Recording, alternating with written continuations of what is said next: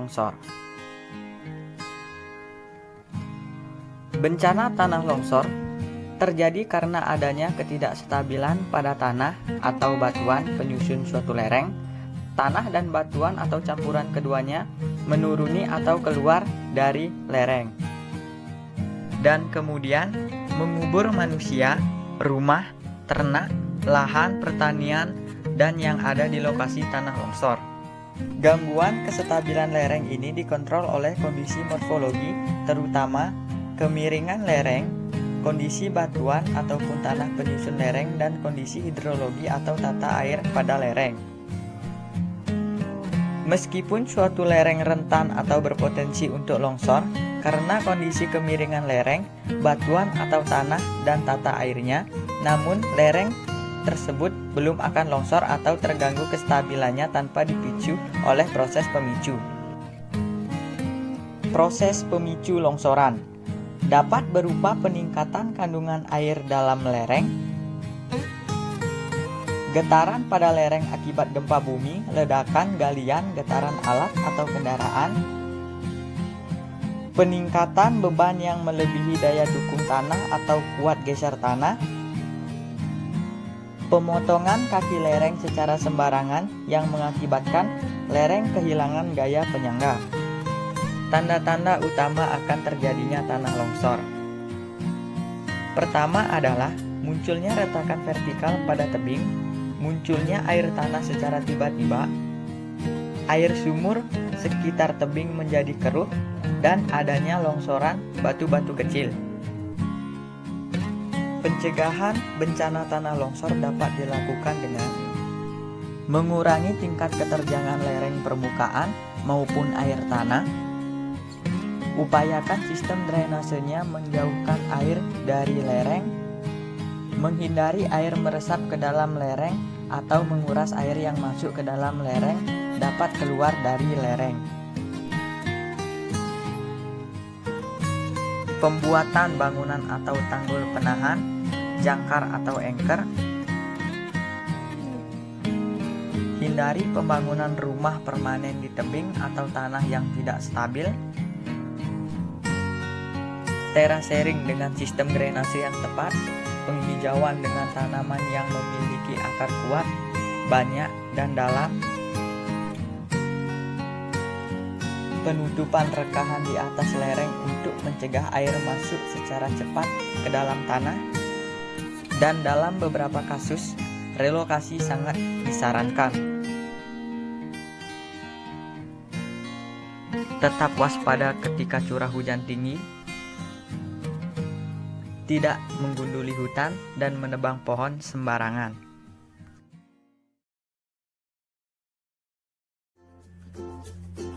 Standar kompetensi lulusan pada jenjang pendidikan dasar bertujuan untuk menunjukkan keterampilan berpikir dan bertindak kreatif, produktif, kritis, mandiri, kolaboratif, dan komunikatif dalam bahasa yang jelas, sistematis, logis, dan kritis, dalam karya yang estetis, dalam gerakan yang mencerminkan anak sehat, dan tindakan yang mencerminkan perilaku anak sesuai dengan tahap perkembangannya.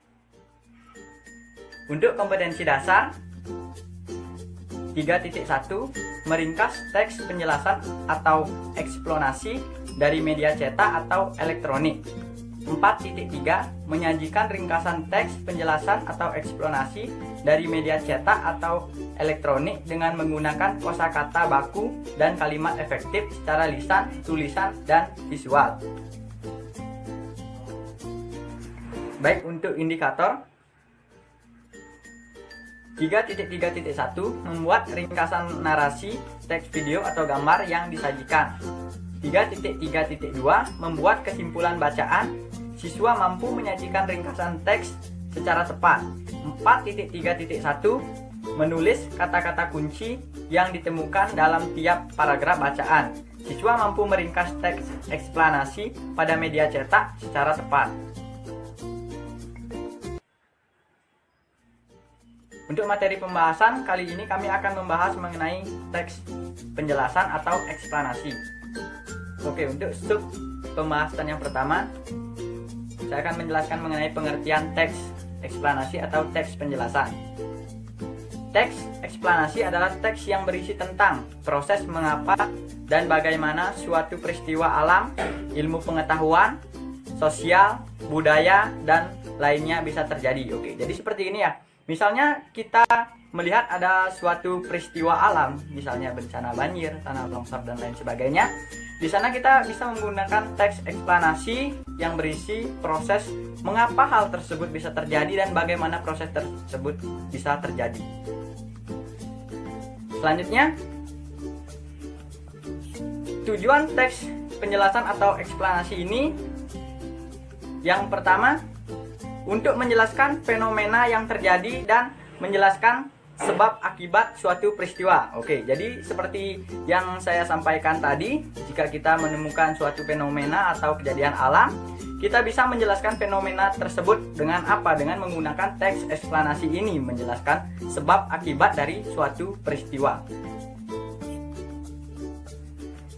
Oke, baik, selanjutnya itu sistem teks eksplanasi. Sistem teks eksplanasi ini dibagi menjadi beberapa bagian. Yang pertama, general statement, yang berisi tentang suatu pernyataan umum, suatu topik yang akan dijelaskan sebagai proses keberadaannya, proses terjadinya, proses terbentuknya, dan sebagainya.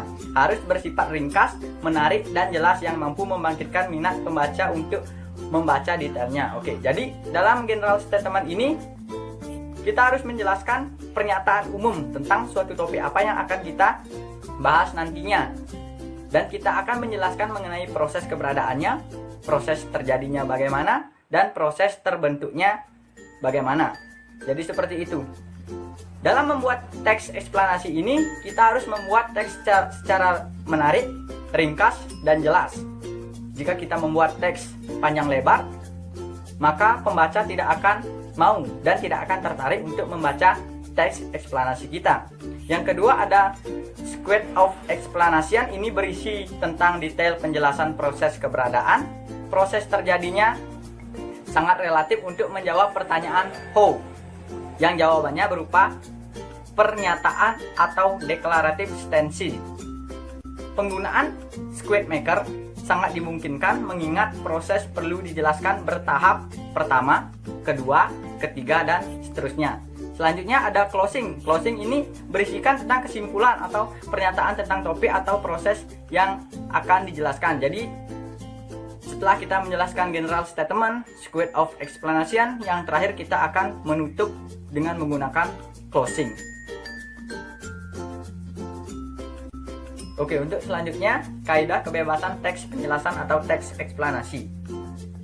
Kaidah kebebasan penjelasan teks eksplanasi ini dibagi menjadi dua. Yang pertama adalah frase. Frase adalah gabungan kata atau lebih yang menduduki satu fungsi saja. Yang kedua ada kohesi. Menurut Anton M. Molino, menyatakan bahwa wacana yang baik dan utuh mensyaratkan kalimat-kalimat yang kohesif. Jadi kohesi itu mengacu kepada hubungan bentuk.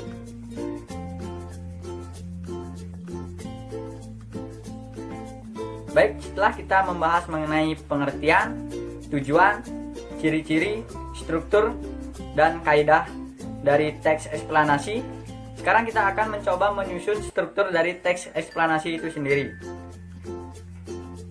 Oke, bisa dilihat di desktop. Saya mencantumkan contoh teks eksplanasi dengan judul Tanah Longsor.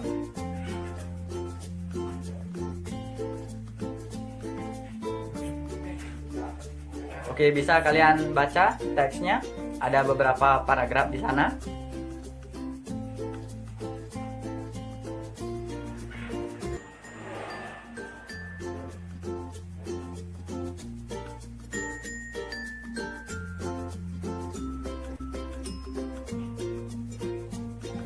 Oke, dengan adanya teks eksplanasi tersebut, kita bisa menarik sebuah struktur teks eksplanasi. Yang pertama, itu ada pernyataan umum. Dalam teks tersebut, pernyataan umumnya itu meliputi longsor adalah sebuah peristiwa di mana terjadinya gerakan tanah atau biasa disebut dengan geologi yang terjadi karena adanya pergerakan massa batuan atau tanah dengan berbagai tipe dan jenis seperti jatuhnya batuan atau gumpalan besar tanah. Jadi dalam pernyataan umum ini kita seperti yang saya jelaskan tadi, kita mengenalkan peristiwa apa atau fenomena apa yang akan kita jelaskan di dalam teks eksplanasi tersebut. Yang kedua, deret penjelasan. Deret penjelasan ini seperti dalam teks disimpulkan atau dipaparkan. Di Indonesia sendiri peristiwa ini hampir sering terjadi.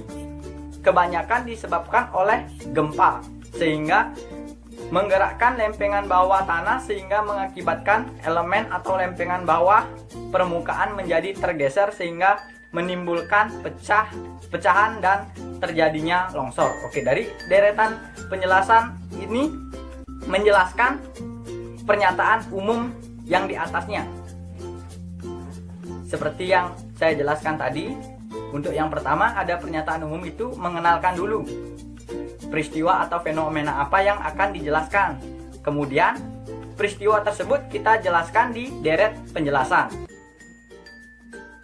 Oke, yang selanjutnya adalah penutup.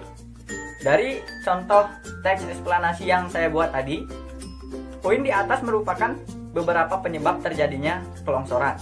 Akibat dari bencana ini tentu tidak sedikit kerugian, paling parah adalah korban jiwa. Selain itu, kerugian materi seperti kehilangan rumah, tanah, harta benda yang harus direlakan karena tertimbun oleh longsoran. Jadi setelah kita mengenalkan pernyataan umum, kemudian kita menjelaskan fenomena yang terjadi, dan yang terakhir akan kita tutup dengan sebuah penyebab terjadinya tanah longsor itu sendiri.